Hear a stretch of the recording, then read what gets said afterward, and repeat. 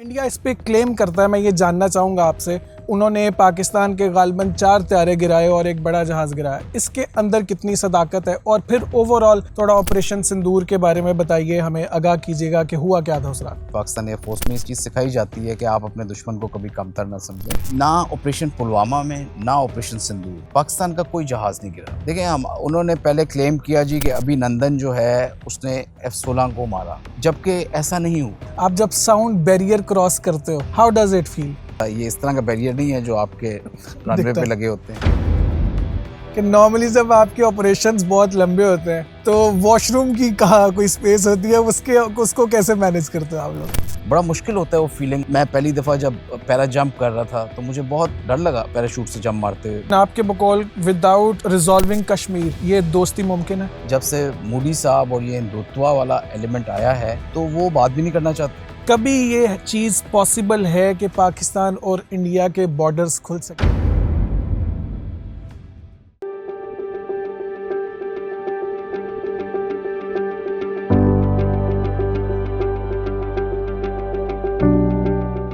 अस्सलाम वालेकुम and hello everyone, welcome back to the show.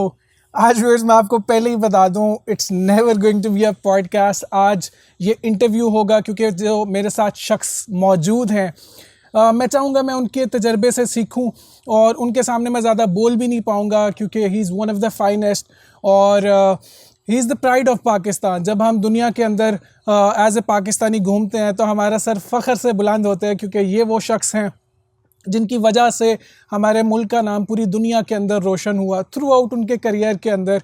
One of the finest people of Pakistan. जैसे दुनिया की अगर हम बात करें तो पाकिस्तान की जो एयर फोर्स है वो दुनिया उसको एक्सेप्ट करती है कि वो शायद ही उस तरह का कोई इदारा हो और फिर ये उस इदारे के अंदर one of the most reputable people हमारे साथ आज मौजूद हैं, air marshal retired Amir Masood साहब। और अगर इनके करियर की बात की जाए तो ये तवील करियर था जो कि तकरीबन 40 साल के ऊपर मुश्तमिल था और इनके मोस्ट फ्लाइंग आवर्स हैं F-16 के। और फिर कौन सा ऐसा अवार्ड है जो इनको नहीं मिला? तो आज मैं चाहूँगा कि हम उनके तजर्बे से सीखें, कुछ उनसे जानने की कोशिश करें। बहुत से लोगों के सवाल होते हैं कि फ़ाइटर जेट कैसे ऑपरेट करता है, उससे रिलेटेड बहुत से जुड़े सवाल हैं। मैं जो चाहूँगा मैं वो लेके आऊँ। फिर जो अभी हाल ही के अंदर वॉर हुई, जो ऑपरेशन सिंदूर था, फिर उसमें पाकिस्तान ने रिटेलिएट किया और क्या रिटेलिएट किया जिसका पूरी दुनिया को बखूबी अंदाज़ा है।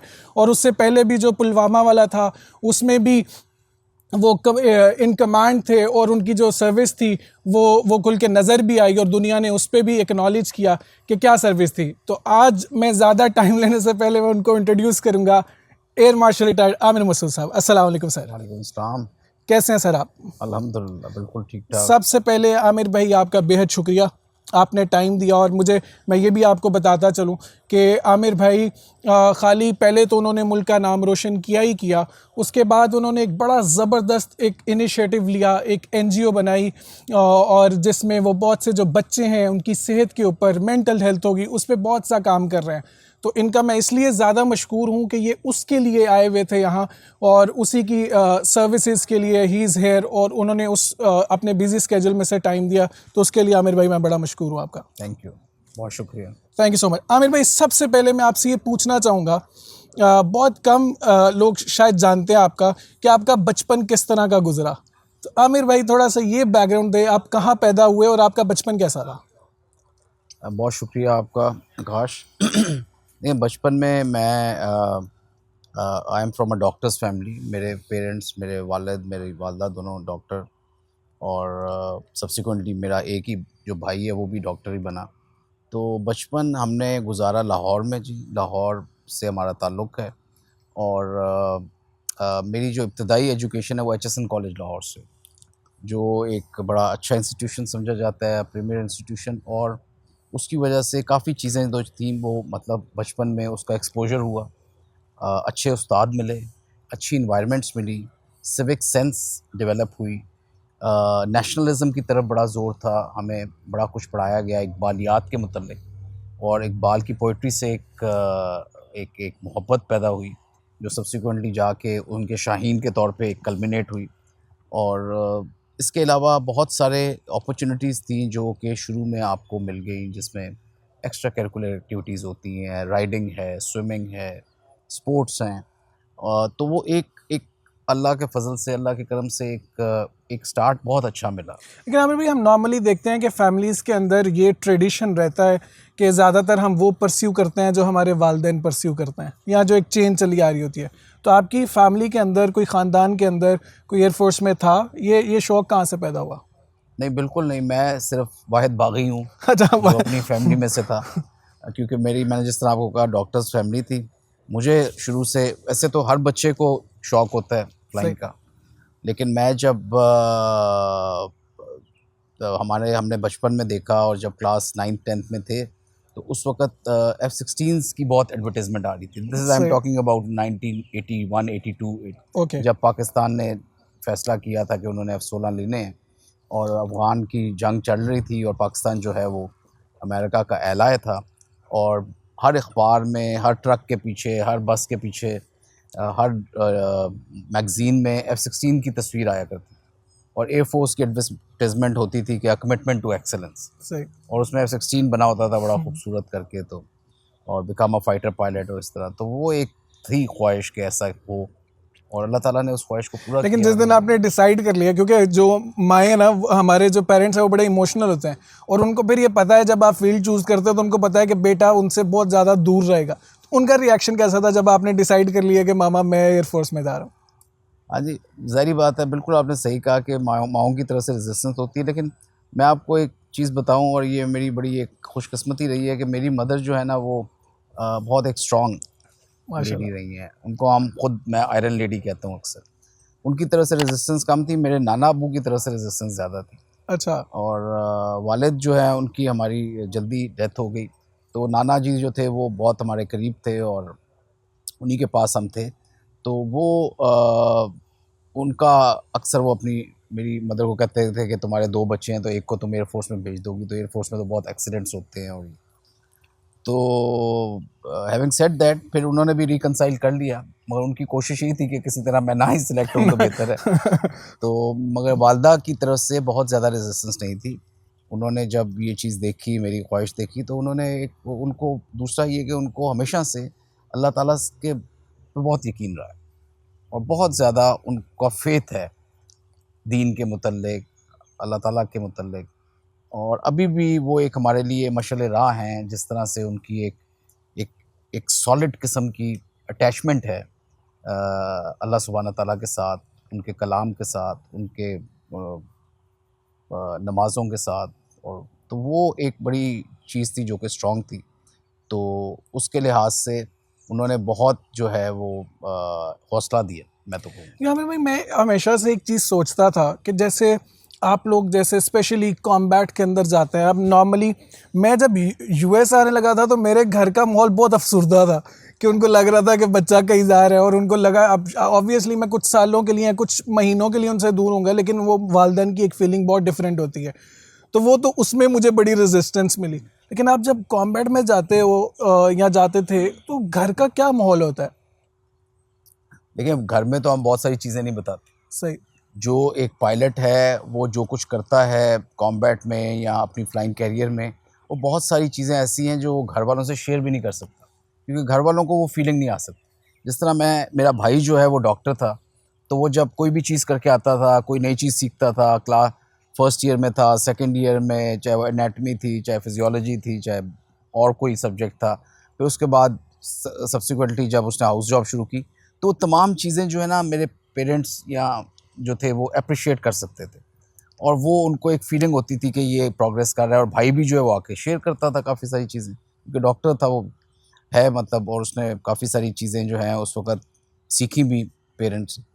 लेकिन मैं जो हूँ, मतलब वो फीलिंग शायद कि जब पहले दिन मैंने सोलो ली, फॉर एग्ज़ाम्पल जहाज़ में, या जहाज़ में जीज़ जिस तरह पुल करते हैं, कॉम्बैट करते हैं, जिस तरह आपने कहा, बड़ा मुश्किल होता है वो फीलिंग। आप you have to really be a part of that thing to feel कि भाई इसकी क्या फीलिंग हुई होगी कि इसने जब पहली दफ़ा जहाज़ में बैठ के सोलो ली, और उसके बाद जो फाइटर जहाज़ उड़ाए या एयर कॉम्बैट में हिस्सा लिया, गनरी की, बॉम्बिंग की, ये सब चीज़ें फाइटर पायलट के लिए बड़ी ज़रूरी होती हैं और बड़ी उसके लिए सेटिस्फाइंग होती हैं।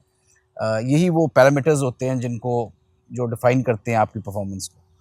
तो मेरा नहीं ख्याल कि जब तक आप खुद जहाज़ में बैठ के ये चीज़ें ना करें, आप किसी के साथ बड़े तरीके से या शेयर कर सकते हैं या वो उस चीज़ को चले महसूस कर आमिर सकते भाई, आप मुझे एक चीज़ महसूस कराएं कि आप जब पहली बार कॉकपिट पे बैठे, ठीक है, जो ऑब्वियसली आपका ड्रीम भी था और जिसके लिए आपने बहुत मेहनत की, पहली बार जब आप बैठे तो क्या फीलिंग्स थी, उसको ज़रा एक्सप्लेन करें हम लोगों के लिए। वो कैसी फीलिंग होती है? नर्वस थे? क्या क्या था वो, क्या चल देखिए, रहा था? कॉकपिट में बैठना तो मेरा नहीं ख्याल इतना नर्वस था, क्योंकि मेरा ख्याल में कॉकपिट जो है वो एक आपको मतलब जिस तरह आप गाड़ी में बैठते हैं तो आप कॉकपिट में भी बैठते हैं। ये जो पहला टेक ऑफ होता है वो आपको एक फीलिंग देता है कि यार ये देखो मैंने मतलब अब नो आई एम फ्लाइंग, और मैं ही सीट उस ड्राइविंग सीट के ऊपर बैठा हूँ जो कि जहाज़ जो उड़ा रहा है। ये ज़ाहिर बात है, पहला मिशन जो होता है उसमें इंस्ट्रक्टर पायलट होता है आपके साथ और आप उसके साथ कर रहे होते हैं। सो वो बड़ी एक डिफरेंट फीलिंग होती है कि जिसमें आपको ये एहसास होता है कि जी अब आप फ्लाइंग सीख रहे हैं। और जो दूसरा एक जो इम्पोर्टेंट माइलस्टोन होता है वो होता है कि जब आप सोलो लेते हैं, यानी आप अकेला जहाज़ को लेके जाते सही। हैं, वो एक बहुत डिफरेंट फीलिंग होती है। और वो आपके अंदर एक फियर ऑफ अननोन जो होता है उसको ख़त्म करती है। अगर आप ठीक तरह से टेक ऑफ करते हैं फिर आके लैंड करते हैं, और सो वो एक बड़ी आपको फुलफिलिंग सी फीलिंग होती है, आपको अपने अंदर एतमाद आता है, आपकी सेल्फ कॉन्फिडेंस में बेहतरी आपकी होती है। कैसी थी पहली सोलो फाइट? बहुत अच्छी थी, बिल्कुल मैकेनिकल टाइप थी। ओके। उसमें बहुत सारा मैं एंजॉय नहीं कर सका कि मतलब जो होता है कि आप राइट लेफ़्ट देखते हैं और अपने नीचे देखते हैं और अपने एनवायरनमेंट्स को देखते हैं। उसमें आप इतने फिक्सेटेड होते हैं इंस्ट्रूमेंट्स के ऊपर, और आपने जो चीज़ें सीखी होती हैं उससे पहले कि ये पैरामीटर्स होने चाहिए जब आप टेक ऑफ कर रहे हैं, जब आप फ्लाइंग कर रहे हैं तो ये स्पीड होनी चाहिए, ये हाइट होनी चाहिए, और लैंडिंग के वक्त ये हाइट स्पीड। तो वो चीज़ें आप इतना मैकेनिकल तरीके से फॉलो करते हैं और इतना रिलीजियसली उनको मेंटेन करते हैं जो आपको सिखाया गया होता है, और बहुत ज़्यादा इसके ऊपर स्ट्रेस दिया गया होता है। तो वो आप इंश्योर करते हैं कि वो पैरामीटर्स आप रखें ताकि आप अच्छे तरीके से टेक ऑफ भी कर सकें और लैंड भी कर सकें। लेकिन once you land you really feel good about it कि आपने। अच्छा आमिर भाई, आपने जीज की बात की। एक आम आदमी के लिए समझाने के लिए, एक जीज का बॉडी के ऊपर क्या इम्पैक्ट होता है, इसको अगर आप थोड़ा एक्सप्लेन करें। जीज़ जो है मतलब वो ग्रेविटी जो है उसको हम जीज़ के लिए करते हैं। तो जहाज़ में जब आप होते हैं, हवा में होते हैं, तो that is an unusual thing. आप ज़मीन पे नहीं होते। सही। आप जब ज़मीन पे हैं तो आप एक किस्म की 1G आप मेंटेन कर रहे हैं, क्योंकि आप जब चल भी रहे होते हैं तो ग्रेविटी की आप हवा में नहीं तैर रहे होते, जिस तरह आपने मून में देखा हो कि वो जी जी। हवा में तैर रहे, बिकॉज उधर ग्रेविटी नहीं होती। तो जो ग्रेविटी फोर्स होती है जब भी आप जहाज़ को पुल करते हैं या आप टेक ऑफ के बाद और उसके बाद जब आप मैनूवरिंग करते हैं जिसमें, तो उसमें आपको जहाज़ को जब भी आप ऊपर की तरफ खींचते हैं तो पॉजिटिव चीज़ आती है। सही। यानी कि आपका जो अपना वेट है वो आपका अगर 2 चीज़ आप खींचते हैं तो डबल हो जाता डबल हो जाता है, आपके हाथ का वेट डबल हो जाता है। इसी तरह जब आप 6 चीज़ खींचते हैं तो 6 गुना हो जाता है। तो इसी वजह से जो जहाज़ हाई परफॉर्मेंस होते हैं जिनमें ज़्यादा चीज़ खींचते हैं, जिस तरह F-16 है, वो पहला जहाज़ था जिसमें आप 9 Gs तक लेके जा सकते हैं। एट टाइम्स 10 भी खींच देते हैं लेकिन उसका वो आता नहीं, फिगर नहीं आता, लेकिन 9 Gs जो है, तो वो उस तरह के जहाज़ के लिए आपको स्पेशली जी सूट्स पहनने पड़ते हैं, जितने भी फाइटर्स जहाज़ हैं जिसमें आप सही। ज़्यादा Gs के, ताकि वो कम से कम आपको 1.5 से 2 Gs की प्रोटेक्शन देते हैं, और आप ब्लैकआउट नहीं होते। ये एक फिनोमेना है जो एसोसिएटेड है जी के साथ, और उसे जी लॉक कहते हैं, जी सही। Induced loss of consciousness. तो जब F-16s आए थे जो कि बहुत एजाइल जहाज़ है, बहुत मैनूवरेबल है, इसमें जीज़ बहुत जल्दी ऑनसेट होती हैं और बहुत ज़्यादा आती हैं, तो उसमें बहुत चांस होता है कि जी लॉक हो जाए। जी लॉक में होता ये है कि आप ब्लैकआउट हो जाते हैं, अनकॉन्शियस हो जाते हैं आपके थोड़ी साथ देर। कभी ऐसा हुआ? अब मेरे साथ हुआ, लेकिन ये था कि देखें इसकी ट्रेनिंग दी जाती है, सही। और उस ट्रेनिंग में ये होता है कि आप जी जो होती है उस चैम्बर में जाके आप एक कैप्सूल होता है उसमें आपकी ये आपको बताया जाता है कि आप जीज़ खींचें और किस स्टेज पे जाके आपको ये फीलिंग आएगी, और उसके बाद आपको वो छोड़ देना होता है कि आप और ना खींचें, ताकि आप उस स्टेट से निकल आएँ और आप ब्लैकआउट ना हों और सही। आप अनकॉन्शियस ना हो। तो वो आपको एक ट्रेनिंग दी जाती है और उसमें ये बताया जाता है कि इस स्टेज पे आप जो है ना आपको जी लॉक होने लगे, so you need to know about your limitations.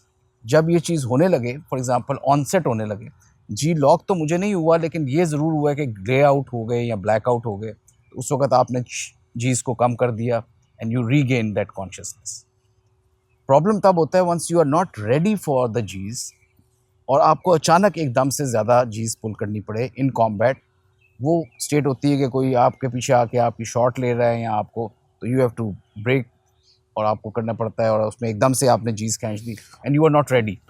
सो उसमें ये जी लॉक का चांस होता है कि जिसमें आप अनकॉन्शियस होते हैं। स्पेशली ऐसे एक्सीडेंट्स हुए हैं, दुनिया में हुए हैं बहुत सारे, पाकिस्तान एयरफोर्स में भी हुए हैं, कि जिसमें अगर आप ग्राउंड के करीब हों और इस तरह का फिनोमेना हो जाए तो जहाज़ ग्राउंड में चला जाता है और फिर वो फेटल होता है most। और जो आप अचानक की बात कर रहे थे, बहुत से इंसिडेंट्स ऐसे होते हैं, जैसे मैं भी यूएस के अंदर भी रिसेंटली हुआ।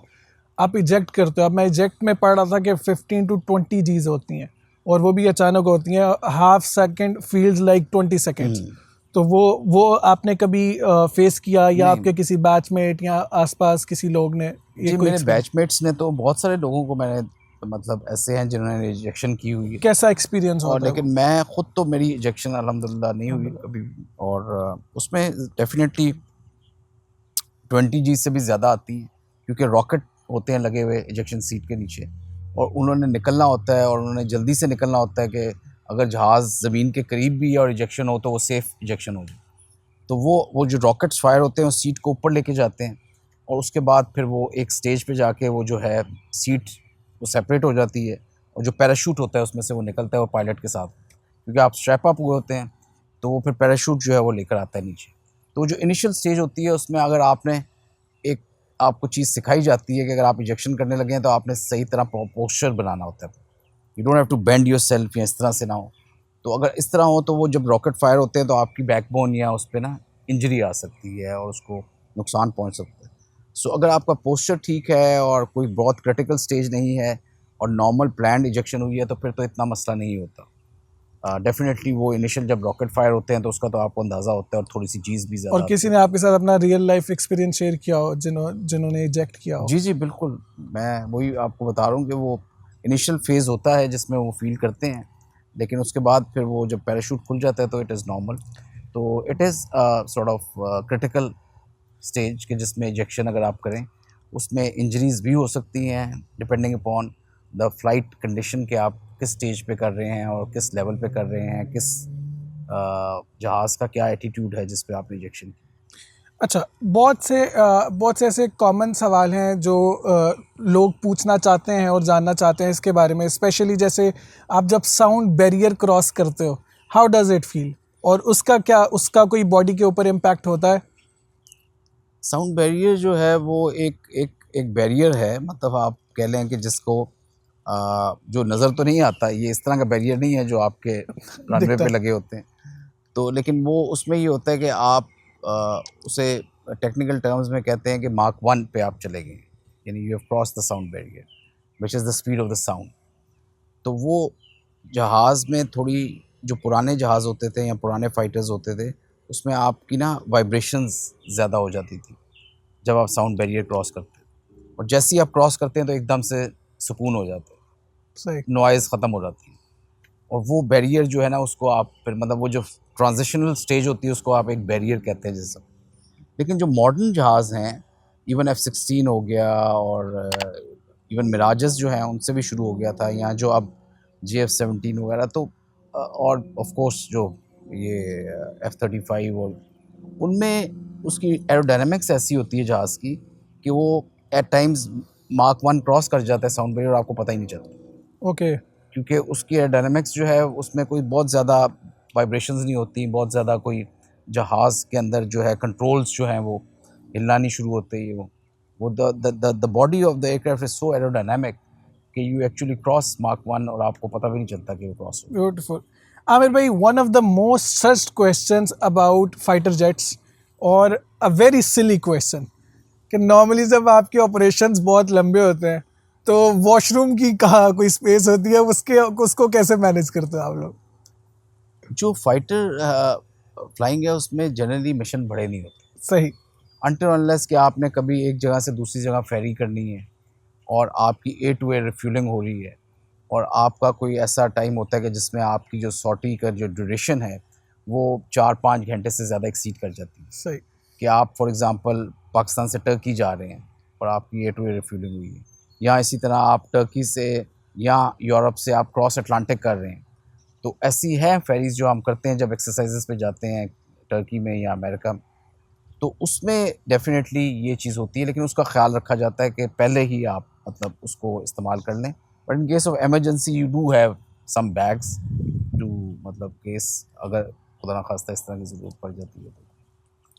बैक टू बड़ा इम्पोर्टेंट टॉपिक और बड़ा रिसेंट टाइम अभी 9 मई गुज़रा और उससे हमने वो देखा, अभी पाकिस्तान ने उस पर सेलिब्रेट भी किया और बल्कि पूरी दुनिया के ऊपर पाकिस्तान ने अपना लोहा मनवाया जब इंडिया ने ऑपरेशन सिंदूर किया। एक तो इंडिया इस पे क्लेम करता है, मैं ये जानना चाहूँगा आपसे, हमारी काफ़ी इंडियन ऑडियंस भी है उनके लिए, कि उन्होंने पाकिस्तान के गालिबन 4 तैयारे गिराए और एक बड़ा जहाज़ गिराया। इसके अंदर कितनी सदाकत है? और फिर ओवरऑल थोड़ा ऑपरेशन सिंदूर के बारे में बताइए, हमें आगाह कीजिएगा कि हुआ क्या था उस रात।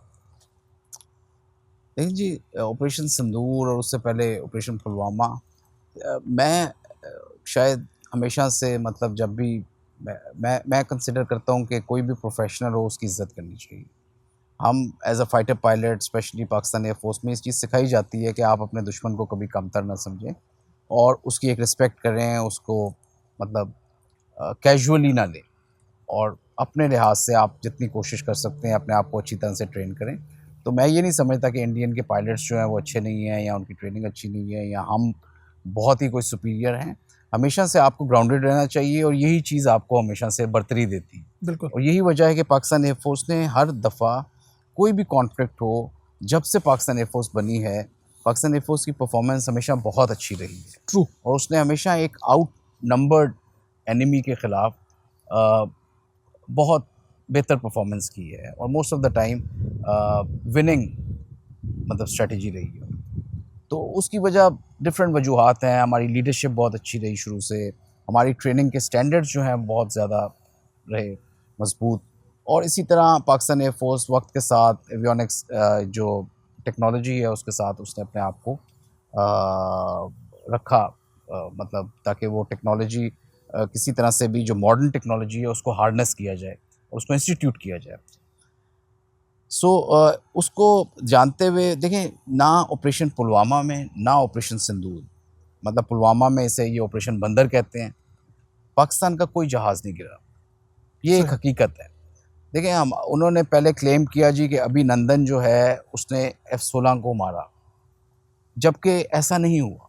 अभिनंदन ने खुद कभी क्लेम नहीं किया कि उसने कोई जहाज़ गिराया। कोई इंटरव्यू आप देख लें उसका तो उसको आप। दूसरा ये कि जब भी अगर F-16, क्योंकि अमेरिकन सिस्टम है, अमेरिकन अपने सिस्टम की बड़ी क्लोज एक स्क्रूटनी रखते हैं, तो किसी अमेरिकन एनालिस्ट ने नहीं कहा कि भाई पाकिस्तान का कोई जहाज़ गिरा। सही। और इन्होंने बड़ी कोशिश की इंडियंस ने कि किसी से निकलवा लें, लेकिन उन्होंने कहा जी जब गिरा ही नहीं तो हम किस तरह से। कैसे? जबकि ये एक कंफर्म बात है। देखें, ऑपरेशन बंदर जिसमें ये हुआ था पुलवामा में, तो अभिनंदन को आपने पकड़ लिया, वो तो ट्रॉफी आ गई आपके पास, ठीक है। बिल्कुल। उसके अलावा एक और Su-30 था जो गिराया, ठीक है। तो ये 2 जहाज़ तो कंफर्म थे जो गिरे हैं और वो मानते हैं कि गिरे। अब वो ना माने एक्चुअली ऑफिशियली तो वो एक अलग बात है, बट इंटरनेशनल मीडिया सारा कहता है कि ऐसा हुआ। हमने अभिनंदन को तो पकड़ लिया तो उसको तो छुपा नहीं सके, बिल्कुल। लेकिन उसकी एक स्टोरी बना दी कि जी उसने पहले F-16 गिराया है और फिर इस तरह। So which was a fake story actually based on lie and deceit. और ये एक गलत चीज़ होती है कि आप इतनी फेक स्टोरी बनाएं कि उसको वीर चक्र तक दे दें आप और फिर उसको आपने फारिग कर दी। सेम थिंग वाज इन्होंने जो अपनी मीडिया की कैंपेन अभी भी चलाई ऑपरेशन सिंदूर में, लेकिन सारी इंटरनेशनल मीडिया कह रहा है कि इंडिया जो है it lost the battle. Specially जो डे 1 था जिसमें सिर्फ एयर बैटल हुई 7 की अर्ली मॉर्निंग, उसमें उनके जहाज़ गिरे। अब वो ये कहें कि जी 6 गिरे या 8 गिरे या 10 गिरे, ये एक डिफरेंट कॉनोटेशन है, लेकिन उनके जहाज़ गिरे और काफ़ी सारे गिरे, ठीक है। और पाकिस्तान का कोई लॉस नहीं था, which is itself a victory for Pakistan कि 100%। आपने इतनी बड़ी एयरफोर्स को जो 80 जहाज़ लेकर आई, आपने उसको जो है पैरालाइज कर दिया, ठीक है, और वो जो है नुकसान उठा के वापस चले गए। मैं आपको एक बड़ा मज़े की बात बताऊं, मैं ना एक स्ट्रीट इंटरव्यू कर रहा था न्यूयॉर्क सिटी के अंदर, और वहाँ किसी को पता चला मैं पाकिस्तान से, तो वो मेरे पास आए। उन्होंने मुझे कहा कि यार आप मुझे एक चीज़ बताओ, आप लोग इकोनॉमिकली भी स्ट्रगल करते हो, you have been struggling for the past few years, but still हम लोग आपकी एयरफोर्स को जानते हैं, लोग आपकी बड़ी तारीफ़ें करते हैं। आप लोग ऐसा क्या करते हो कि you have one of the finest air force? तो उन्होंने मुझसे सवाल किया, मैं बड़ा खुश भी हुआ। आई फेल्ट सो प्राउड कि लोग हमें इस तरह से इतना अच्छा रिकग्नाइज कर रहे हैं और इतनी इज्जत से नवाज रहे हैं। और एयरफोर्स का कमाल है कि लोग आके डायरेक्टली मुझसे पूछ रहे हैं और ये बात कर रहे हैं कि भाई आपकी एयरफोर्स बहुत अच्छी है। और उन्होंने मुझे ये जिक्र किया कि आपने इंडिया कितने जहाज़ गिराए, ये कैसे कर लेते हो आप? उन्होंने कहा आपने हमेशा यही किया है, तो कैसे कर लेते हैं आप लोग ये? देखिए ये दुनिया सारी देखें, आप किसी मिडल ईस्टर्न कंट्री में चले जाएं, आप फार ईस्टर्न में चले जाएं, मैं मलेशिया गया हुआ था, वो सब जानते थे कि पाकिस्तान एयरफोर्स ने गिराए हैं, ठीक है। और उसका मैंने जिक्र भी किया अपने लेक्चर में, ये वो उधर इंडियंस भी बैठे हुए थे, वो इंडियंस ने ये नहीं डिनाई किया कि हमने गिराए हैं जहाज़। वो कहने लगे जी हमने भी तो 10 तारीख को मिसाइल मारे थे, तो सही। आपकी बेसिस पे मारे तो मैंने कहा यार देखो, मैं बात कर रहा था एयर बैटल की। देखिए जो फाइटर पायलट का या एयरफोर्स का जो तुर्रा इम्तियाज़ होता है, वो होता है कि आप हवा से हवा में जहाज़ को गिराएं। सही। और वो जब रात के वक्त जिस वक्त गिराए, तो जब ऊपर उसका जो ब्लास्ट होता है वो एक दहशत क्रिएट करता है बाकी, और इसी वजह से वो सारे भाग गए। 2 दिन तक तो उन्होंने खुद माना कि उनके जहाज़ नहीं उड़े, वो कहते टेक्निकल प्रॉब्लम कहीं या जो भी, लेकिन लॉसेस उन्होंने बर्दाश्त किए और उनके थे लॉसेस। तो हम देखिए जो चीज़ भी हो उसको एक एक ट्रू पर्सपेक्टिव में देखना चाहिए और कई चीज़ों को एक्नॉलेज करना चाहिए। If you know yourself and know your enemy, then 1000 battles and 1000 victories. बिल्कुल सही कह तो रहे हैं वो आप अगर उस पर पर्दा डालते रहेंगे तो आप हमेशा नुकसान आप। बर्दाश्त सीखेंगे करेंगे। नहीं आप। हमारी भी गलतियां थी, हमारी भी कुछ मतलब कई जगहों पे चीज़ें हैं जो बेहतर करने वाली हैं, तो आप एक्सेप्ट करें जी हम ये कर सकते हैं। लेकिन जहाँ पे आपने नुकसान बर्दाश्त किया, आपके राफेल गिरे, आप माने जी कि इतना मॉडर्न जहाज़ था, हमने उसको सही तरह से इस्तेमाल नहीं किया, या जो भी हुआ, जो हमारी स्ट्रेटजी थी, जो कैंपेन था वो ठीक नहीं था, और उसकी वजह से वो गिर गए और वो लूज़ कर दी। तो जहाँ तक आपके सवाल की बात है कि कैसे गिरा लेते हैं, देखिए मैं आपको शुरू में भी कहा था कि हमारी जो शुरू से ट्रेनिंग है पाकिस्तान एयरफोर्स की, वो बड़ी मजबूत बुनियादों पे, और I would give lot of credit to Asghar Khan साहब और नूर खान साहब और फिर सक्सेसिव चीफ जो अभी तक भी आते रहे। उन्होंने वो स्टैंडर्ड्स, वो टेम्पो, वो वो करेज, वो लीडिंग फ्रॉम द फ्रंट वाला एलिमेंट, और वो टेक्नोलॉजिकल इनोवेशंस और ट्रेनिंग स्टैंडर्ड्स, उनको कॉम्प्रोमाइज़ नहीं किया गया। तो air force as an institution was very strong and is a very strong institution. और एयरफोर्स के अंदर जो इंस्टीट्यूशंस बने, जिस तरह अमेरिकन टॉप गन स्कूल है, उस तरह पाकिस्तान एयरफोर्स में एक कॉम्बैट कमांडर स्कूल है, जिसको अपग्रेड करके अब air power centre of excellence बना दिया गया। ये बड़े एक मजबूत इंस्टीट्यूशंस हैं जिधर किसी की सिफारिश नहीं चलती, कोई कॉम्प्रोमाइज़ नहीं होता। If you are good, you are good, if you are not good, then thank you very much. तो इस तरह से ये चीज़ जो है ना, एयरफोर्स ने कभी इस पे कॉम्प्रोमाइज़ नहीं किया, and I think that is. और फिर उसके अलावा हमारा शायद डीएनए में है कि हमेशा से हमारी कॉम्बैट जो है वो हमारे फाइटर पायलट्स की बहुत अच्छी रही। अगर अरब इसराइल वॉर देखें तो उसमें भी इसराइल के जहाज़ सिर्फ पाकिस्तानी एयरफोर्स के पायलट्स ने गिराए, और वो उसकी वजह यही थी कि कॉम्बैट ट्रेनिंग हमारी बहुत अच्छी थी। हमारे एम आलम साहब जो थे, आपने पता है जो उन्होंने रिकॉर्ड बनाया। इसके अलावा सैफुल आज़म साहब थे जिन्होंने जहाज़ गिराए, जो बांग्लादेशी थे, फिर आफ्टर सेपरेशन वो चले गए बांग्लादेश, लेकिन वो पाकिस्तान के पायलट थे जब उन्होंने गिराए अरब इसराइल वॉर में 67 में। और इसी तरह बेशुमार ऐसे हैं नाम मेरे भाई, जिनको बड़ा इसी में फख्र एक से चीज़ याद करते हैं। बताइएगा कि इसमें फेथ बहुत ज़्यादा पार्ट प्ले करता है। देखिए फेथ तो हर चीज़ में पार्ट प्ले करते हैं। अगर आपको फेथ नहीं है या सेल्फ कॉन्फिडेंस नहीं है, तो उसके बगैर तो आप कोई भी काम नहीं कर सकते और सक्सेसफुल नहीं कर सकते। लेकिन फेथ के साथ साथ आपकी मेहनत भी होनी चाहिए, आपकी ट्रेनिंग भी होनी चाहिए। आप जब जहाज़ में बैठे हों तो आपको जो कॉन्फिडेंस है वो सिर्फ फेथ से तो नहीं ना आएगा। बिल्कुल। उसके लिए आपकी एक बैकग्राउंड ट्रेनिंग होनी चाहिए। आपको पता होना चाहिए कि मैन मशीन जो इंटरफेस है, मैं इसको जिस तरह से इस्तेमाल कर सकता हूँ, मैं अपने दुश्मन को हरा सकता हूँ। जब आप किसी भी चीज़ पे आपको इतना एतमाद होगा और आपकी ट्रेनिंग इतनी मजबूत होगी, आपकी नॉलेज अच्छी होगी, सो वो अल्लाह ताला फिर खुद ही मदद करता है आपकी। लेकिन if you don't have confidence in your machine, तो सिर्फ फिर फेथ काम नहीं कर सकता, प्रोफेशनली भी आपको स्ट्रॉन्ग। और इसी में एक चीज़ बताइएगा, ये बड़ा एक कॉमन सवाल है आम लोगों को सुनने का इसका बड़ा फ़ायदा मिलेगा इस चीज़ का कि बहुत से लोग मोटिवेशन पे रिलाई करते हैं। और जैसे मैंने आपके इदारे को देखा या हमारा ओवरऑल जो कल्चर है आपके इदारे का या पाकिस्तान आर्मी का, उसमें डिसिप्लिन हम देखते हैं कि आप लोग डिसिप्लिन बहुत रहते हैं, क्लीन शेव्ड, सुबह टाइम पे उठना, टाइम पे सोना, इस तरह डिसिप्लिन का कितना इंपॉर्टेंट रोल है। और आप मोटिवेशन पे रिलाई करते हैं, लोगों को मोटिवेशन पे रिलाई करना चाहिए या डिसिप्लिन पे रिलाई करना चाहिए? लेकिन दोनों चीज़ें बहुत इम्पोर्टेंट है। डिसिप्लिन जो है वो उसके बगैर तो कोई भी इंसान सक्सेसफुल नहीं हो सकता, चाहे वो फ़ौज में है या चाहे वो सिविल में है, चाहे कहीं भी है। जो डिसिप्लिन्ड होगा वही मेरा ख़्याल में आगे ज़िंदगी में कामयाब होता है, क्योंकि वो डिसिप्लिन जो है वो आपको सिखाता है कि आपने किस तरह से अपनी लाइफ को नेविगेट करना है और डिसिप्लिन तरीके से अपनी ज़िंदगी गुजार। देखिए, इस्लाम आपका जो दीन है वो सारा डिसिप्लिन पे बेस्ड है। ट्रू। नमाज हो गई, रोज़ा हो गया, ये सब चीज़ें discipline. What is discipline? Discipline is that you maintain balance in your life. और बैलेंस लाइफ में बहुत ज़रूरी है, चाहे वो आपकी प्रोफेशन का हो, चाहे वो आपकी फैमिली वैल्यूज़ का हो, चाहे वो स्पोर्ट्स का हो, चाहे वो आपके कैरेक्टर का हो।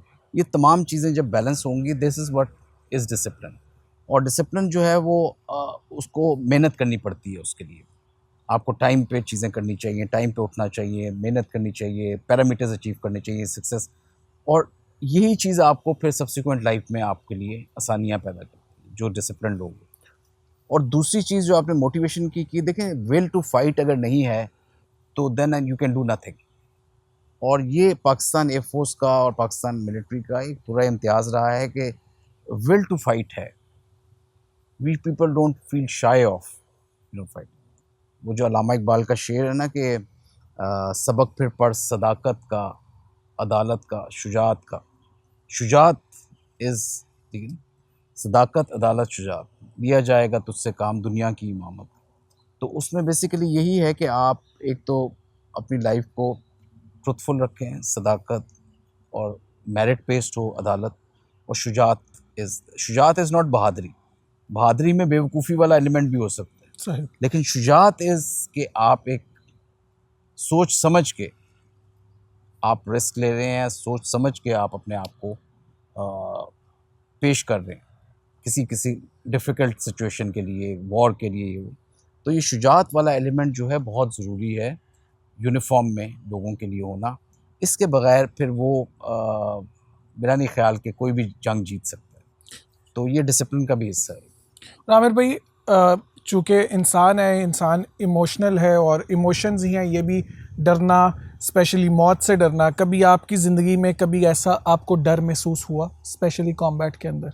देखिए, हर इंसान को डर महसूस होता है। कोई बड़ी स्टेजेस आती हैं जिसमें आपको बड़ी क्रिटिकल स्टेजेस आती हैं लाइफ में भी, आपके प्रोफेशन में भी। आप जब पहली दफ़ा स्विमिंग करने लगते हैं तो आपको डर महसूस होता है, फियर ऑफ अननोन होता है। आप पहली दफ़ा राइडिंग करेंगे, आपको डर महसूस होगा। लेकिन बहादुर इंसान वही होता है जो उस फियर को ओवरकम करे, ठीक है ना। जो फियर में रहता है वो फिर आगे नहीं चल सकता, वो रिस्क नहीं ले सकता, उसको फिर एंग्जाइटी होती है। फियर होना is not an issue, but to overcome the fear is important for a person to succeed in his life. और ये भी नहीं हो सकता कि आप टोटली फियरलेस हो जाएं। ठीक है, मैं पहली दफ़ा जब पैरा जंप कर रहा था तो मुझे बहुत डर लगा पैराशूट से जंप मारते हुए जहाज़ से। लेकिन मैंने कहा अगर कोई और कर सकता है तो मैं क्यों नहीं कर सकता। इसी तरह जब आप जहाज़ उड़ाते हैं, कई मौके आते हैं जब नाइट में आप नाइट फ्लाइंग कर रहे होते हैं, आप ऐसी जगहों पे जाते हैं जहाँ डार्क नाइट होती है, समुंदर में जाते हैं, पहाड़ों पे करते हैं आप फ्लाइंग, जहाँ पे कोई नहीं होता और आप खुद होते हैं, you are all by yourself रात के वक्त। और ऐसे मौके कई दफ़ा आए, लेकिन आपको डर भी लगता था। एक फिनोमिना होता है जिसे डिसओरिएंटेशन कहते हैं, वो भी एट टाइम्स होती थी, लेकिन आपने उसको करना होता है और आप फियर करते हैं, आपकी ट्रेनिंग का हिस्सा होता है। प्लस आप अपने आप पे काबू पाते हैं और लाइफ में ये चीज़ें तो चलती रहती हैं। आमिर भाई, एक और आप अपना पर्सनल पर्सपेक्टिव या इदारे का पर्सपेक्टिव भी शेयर कर सकते हैं। हम यहाँ इस यूएस के अंदर बहुत से इंडियंस के साथ काम भी करते हैं, दोस्ती भी है, और वो हमारे मुल्क से भी बड़ा इन जनरल प्यार करते हैं, लोगों से बड़ा प्यार करते हैं। कभी ये चीज़ पॉसिबल है कि पाकिस्तान और इंडिया के बॉर्डर्स खुल सकें? जैसे मैं एग्जांपल देता हूँ, सियालकोट से कश्मीर गालबन 30-40-50 मिनट की ड्राइव बनती है, तो हमें पहाड़ देखने के लिए मरी जाना पड़ता है। इज़ इट पॉसिबल कि जैसे यूरोपियन जो शेंजन कंट्रीज़ हैं, ओपन बॉर्डर, आप जा सकते हो, ट्रैवल कर सकते हो, कभी ये चीज़ पॉसिबल है कि हमारे बॉर्डर्स भी खुले और हम एक दूसरे के साथ आ जा सकें? देखिए जी, ये चीज़ क्यों नहीं पॉसिबल? सब ये बड़े अरसे तक ये चीज़ चलती भी रही। हालात इतने ख़राब नहीं थे जितने अब हो चुके हैं। और उसके अलावा देखिए, दुनिया में जो है ना, ये एक इंटरनेशनल रिलेशनशिप में दुश्मनियाँ चलती रहती हैं, लेकिन you compete and you cooperate. तो कंपटीशन और cooperation is a part of जो है वो इंटरनेशनल रिलेशंस, क्योंकि आपने अपने नेशनल इंटरेस्ट देखने होते हैं। और बहुत सारे नेबर्स जो हैं उन्होंने अपने मसाइल को हल किए है। और अपने आप देखें, चाइना और अमेरिका में कितनी ज़्यादा राइवलरी है, लेकिन वो ट्रेड कर रहे हैं। सबसे ज़्यादा ट्रेडिंग पार्टनर्स एक दूसरे के हैं। इसी तरह जो है वो साउथ अफ्रीका, नॉर्थ अफ्रीका में आपस में ट्रेड चल रही है। और वियतनाम जो है वो एक हो गया, साउथ जर्मनी जो है वो सेपरेट था, वो एक बन गया। और बहुत सारी ऐसी कंट्रीज़ हैं जिनमें आपस में राइवलरीज होती हैं, और एक मौके पे आके अब आप देखें काफ़ी सारी यूरोपियन कंट्रीज़ जो हैं वो चाइना की तरफ जा रही हैं। और सो आपको नेशनल इंटरेस्ट देखना होता है, और कोई भी चीज़ ऐसी नहीं है इंटरनेशनल अफेयर्स में जो कि आप कहें कि नामुमकिन है। डिप्लोमेसी, बड़ी बड़ी नामुमकिन चीज़ें जो हैं वो हो जाती हैं। लेकिन जहाँ तक देखें, पाकिस्तान ने कोशिश भी की है। और अनफॉर्चुनेटली जब से मोदी साहब और ये हिंदुत्व वाला एलिमेंट आया है, तो वो बात भी नहीं करना चाहते। वो पानी को भी वेपनाइज़ कर रहे हैं, वो क्रिकेट को भी वेपनाइज़ करते हैं, वो किसी कल्चरल एक्सचेंज हो उसको भी वेपनाइज़ करते हैं, उसको भी। तो उनको अपना बड़ा मुल्क जो है उसको बड़ी सोच रखनी चाहिए। और अगर उन्होंने ग्लोबल लेवल पे आना है, तो उनको ये चीज़ ख़त्म करनी पड़ेगी। और ये एक हकीकत है कि अपने नेबर्स को आप डिस्टेबलाइज़ करके कभी तरक्की नहीं कर सकते। बिल्कुल सही कह रहे हो। सबसे बड़ा स्टेक होल्डर पाकिस्तान की स्टेबिलिटी में इंडिया को होना चाहिए। सही कह रहे हो। और ये एक दफ़ा मुझे याद है, प्रेसिडेंट ओबामा एक उधर गए हुए थे आईआईटी में या किसी यूनिवर्सिटी में बेंगलोर में। उधर एक स्टूडेंट ने उनसे पूछा कि why are you always helping Pakistan, या आपका क्यों पाकिस्तान के साथ हमेशा एक अलायंस रहा है और एक पार्टनरशिप रही। तो ओबामा ने ये जवाब दिया था कि India should be the biggest stakeholder of stability in Pakistan. तो ये बड़ी इंपॉर्टेंट चीज़ बड़ी है। ज़बरदस्त देखिए, बात ये है। जो है क्यों नहीं ख़त्म हो सकती राइवलरी? एक आपकी दुनिया की मैक्सिमम पॉपुलेशन जो है इन दो ममालिक में रह रही है, ठीक है? और उनको एक बेहतर ज़िंदगी की ज़रूरत है, उनको पॉवर्टी से निकलना है। उनको एक, जिस तरह चाइना अपनी जो है एक जनरेशन में पॉपुलेशन को जो है उसने पॉवर्टी से निकाल के मिडिल क्लास में ले आया है, तो हम क्यों नहीं कर सकते ये चीज़? बिल्कुल और सही। उसका सिर्फ एक ही इलाज है कि आप एक दूसरे के साथ ज़ीरो सम गेम ना खेलें। ये ना सोचें कि एक कौम की जो है नुकसान जो है दूसरे की भलाई है या दूसरे का फ़ायदा है उसमें।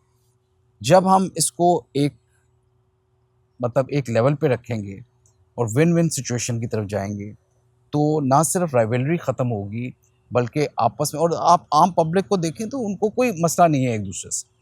आप बाहर के मुल्कों में जाते हैं, स्टाफ कॉलेजेस सब हमने प्रॉब्लम। किए, बाकी चीज़ें चलती रहती हैं, एम्बेसीज़ के लोग, ये दोस्तियाँ भी होती हैं। मतलब वी आर सेम रीजन में, तो हम इकट्ठे ही रहते रहे हैं ना, मतलब बहुत अरसे तक। हमारा दीन मुख्तलिफ होगा, ये हो, लेकिन काफ़ी सारी चीज़ें जो हैं लैंग्वेज बिल्कुल। के लिहाज से भी ये हो, सिमिलर तो है। बेहतरी क्यों नहीं हो सकती? लेकिन ये जो हिंदुत्व वाला माइंडसेट है, इसको ख़त्म करना होगा। वो जो चाणक्य की एक थ्योरी है ना कि your neighbour is your enemy and the neighbour of your neighbour is your friend, उस सोच को बदलना होगा। बदलना होगा। ठीक है ना? The biggest stakeholder is your neighbour, and if neighbours are having good relationship, तो वो पॉपुलेशन को रिलीफ दे सकते हैं, ट्रेड कर सकते हैं आपस में, और बहुत सारे इश्यूज़ को जो है ना वो आप कवर कर और सकते हैं। लास्ट सबसे हम क्लोज कब थे इस दोस्ती के लिए, जब हम बहुत करीब आए इस चीज़ के होते होते? डिफरेंट ओकेजन्स पे रही है। 65 लास्ट जो कर 65 वॉर, अच्छा, लास्ट मेरा ख्याल में जो एक पीरियड था वो कारगिल वॉर से पहले था, सही। जब वाजपेयी साहब ने विज़िट किया आपके, आई थिंक इट वाज 99 और 98 उसमें। तो वो एक टाइम था जब मेरा ख्याल में मौका था कि कश्मीर को भी काफ़ी हद तक रिजॉल्व किया जा सकता था। और वाजपेयी जो था एक बीजेपी का तो था, लेकिन he was not a very hawkish prime minister. उसको हारना के अंदर से भी अपने काफ़ी सारे वो थी लोगों की तरफ से रंजिशें और इनकी तरफ से मतलब एक रेजिस्टेंस, लेकिन वो थोड़ा इस लेवल पे चाहता था कि अमन हो पाकिस्तान के साथ। I think that was one of the important times जबकि हम काफ़ी करीब आए। लेकिन आपके बकौल विदाउट रिजॉल्विंग कश्मीर ये दोस्ती मुमकिन है? बिल्कुल मुमकिन है, कश्मीर इशू के बगैर भी मुमकिन है, लेकिन कश्मीर को ये जो जिस तरह से मैंने आपको कहा ना वेपनाइज कर रहे हैं और उसका स्टेटस चेंज कर दिया जी। इन 2019 में, ये चीज़ें गलत हैं। अभी वो पानी के ऊपर कर रहे हैं कोशिश कि किसी तरह से बंद किया जाइए। सो देखिए 25-26 करोड़ आवाम है पाकिस्तान की, एक न्यूक्लियर पावर, आप उसको डिस्टेबलाइज करके खुद कैसे आगे चल सकते हैं और तरक्की कर सकते हैं? It is impossible. बिल्कुल सही कह तो रहे हो। ये इनको अकल के नाखून करने चाहिए थोड़ा इस मामले में, थोड़ा सा they should be mature enough to think about this thing, और बड़ा बड़ा सोचना चाहिए, बड़े मुल्क के तौर पे सोचना चाहिए। और उसी में बेहतरी है, उनकी भी बेहतरी है, हमारी भी बेहतरी है, और सूनर देन लेटर मेरे ख्याल में इनको ये चीज़ करनी पड़ेगी, और ये मैडनेस बहुत अरसे तक चल नहीं सकती। बिल्कुल, अब बड़ी प्यारी बात की, और ये बड़ापन भी और होना भी यही चाहिए। खिता हम मिल के बहुत सी चीज़ों के ऊपर, पॉवर्टी के ऊपर काम कर सकते हैं, एजुकेशन के ऊपर काम कर सकते हैं, इतनी इनोवेशन है। और आई गेस हमारी सोच बड़ी प्रोग्रेसिव होनी चाहिए, और जितनी ये दोस्ती होगी दोनों मुल्कों का, गालबन 1.5 अरब से ज़्यादा लोग रहते हैं इन दो मुल्कों के अंदर, तो आप बिल्कुल सही कह रहे हो, एक खिता तरक्की कर ही नहीं सकता विदाउट हमारी इस दोस्ती के। हमें सीखना चाहिए शेंजन कंट्री से भी, वो भी आपस में काम करते हैं, और वी होप कि ये चीज़ जल्द से जल्द हो, और ताकि हम लोग आपस में मिलकर काम कर सकें। जाते जाते एक सवाल हम अपने हर गेस्ट से पूछते हैं, आप भी बताइएगा कि आपके बकौल कामयाबी क्या है? मेरे बकौल जो कामयाबी है जी, ये एक बड़ी आप कह लें कि वो चीज़ है कि जिससे आप एक इम्पैक्ट छोड़ के जाएं दुनिया में। और बहुत लोग जो है वो एक बड़े स्टेटस पे पहुंच जाते हैं, पैसे वाले भी होते हैं, लेकिन वो कोई इम्पैक्ट नहीं छोड़ते जिससे दूसरों को फ़ायदा हो, कोई इंस्टीट्यूशंस बने, कोई लोगों की ज़िंदगियों में चेंज आए। तो अगर आप अपनी ज़िंदगी के दौरान लोगों की ज़िंदगियों को बदल सकते हैं, और वो चीज़ जो है वो रहती है आपके जाने के बाद भी, तो मेरा ख़्याल में इससे बड़ी कामयाबी आपको नहीं मिल सकती कि जिससे आप लोगों को खुश करें। और यही वो चीज़ है जो आपको सुकून भी देती है, और आखिरत में भी आपके लिए ये बेहतर है। और आमिर भाई, आप कैसे चाहेंगे लोग आपको कैसे याद रखें जब आप इस दुनिया से जाओ, तो लोग कैसे याद रखें आपको?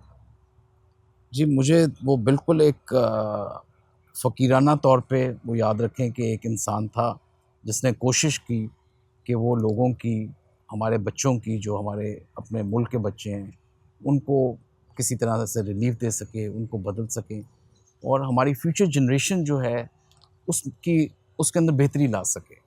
और वो बड़ी इम्पॉर्टेंट चीज़ है, क्योंकि ये लोग हैं जो मामार हैं आपके मुल्क के, और जिन्होंने आपकी भाग दौड़ संभालनी है।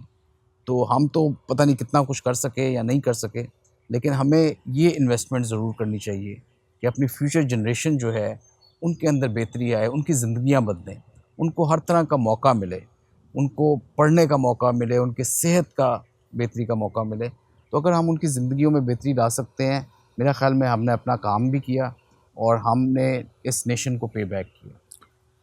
Beautiful, thank you so much Aamir भाई। और मैं भी जाते जाते आपको यही पैगाम दूंगा, और मैं अक्सर ये कहता भी हूँ कि हर इंसान को अपनी कैपेसिटी के साथ जस्टिस करना है। अल्लाह ताला इंसान को उसकी कैपेबिलिटीज़ का हिसाब लेंगे। तो आप जितना दुनिया के लिए कर सको, लोगों के लिए कर सको, अगर अल्लाह ने आपके अंदर, सबके अंदर एक ऐसी काबिलियत दी है जो दूसरों से बेहतर है, आप उसके साथ इंसाफ करें, लोगों के काम आए, और स्पेशली अपने मुल्क के जो लोग हैं उनको सपोर्ट करें जितना कर सकते हैं। और यही चीज़ें हैं जो हमेशा याद भी रहती हैं, और उन लोगों से प्यार भी करते हैं जो लोगों से प्यार करते हैं। आमिर भाई, once again thank you so much, it was pleasure having you. Same. Thank you so much.